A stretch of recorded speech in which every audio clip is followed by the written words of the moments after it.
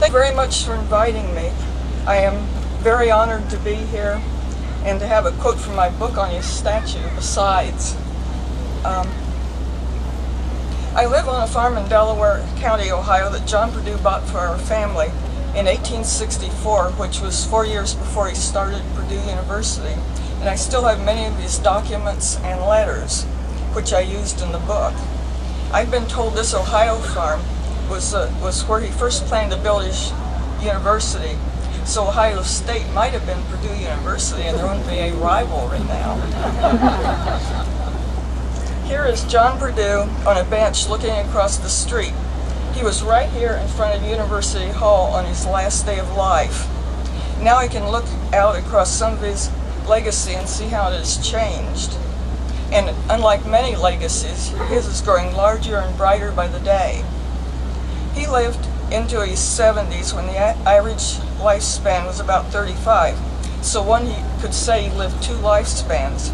The first lifespan was filled with incredible hardship. He began in a log cabin about half the size of today's living rooms, and along with his parents, he lived with 8 sisters. He probably had only a few years of education before his family hired him out as a worker at age 12. So he had little childhood, and a portion of that was working with adult men, probably in the coal business. Later, the family apparently was homeless. When his mother was in her 60s, she took her destitute family to Ohio. When John arrived in Ohio, he had 1 quarter and the clothes on his back, and these were hobo clothes. He was so poor, he was kicked out of one of the first towns he came to. But he was capable of non-stop hard work. He was very intelligent and also highly creative. He had huge dreams that involved wealth, but he didn't stop with that. He had even bigger dreams about what to do with his wealth.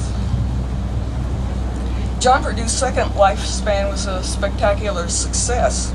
He pushed boundaries into many frontiers and arrived in Lafayette. Among other things, he built what was said to be the biggest business block west of Wall Street, the Perdue Block. Portions of it are still here in operation, but he didn't stop with that.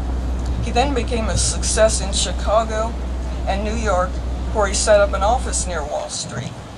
He founded 6 large, complex businesses, some of which are among the largest in the country.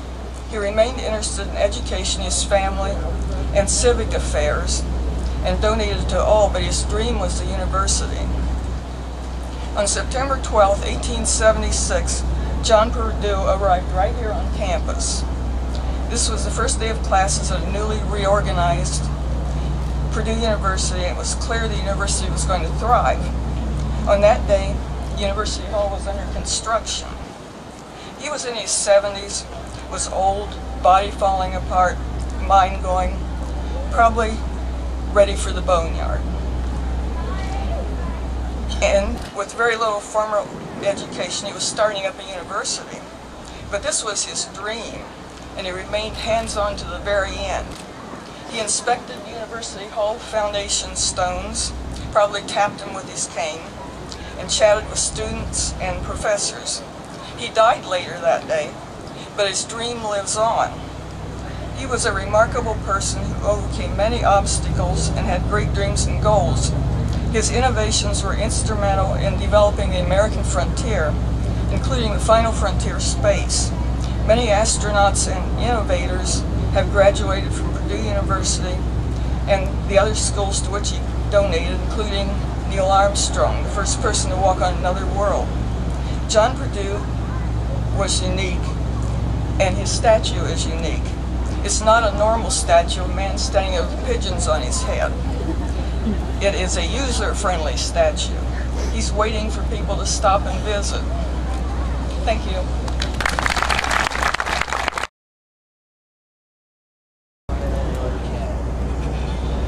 All right, is everyone ready? Here we go. John Perdue.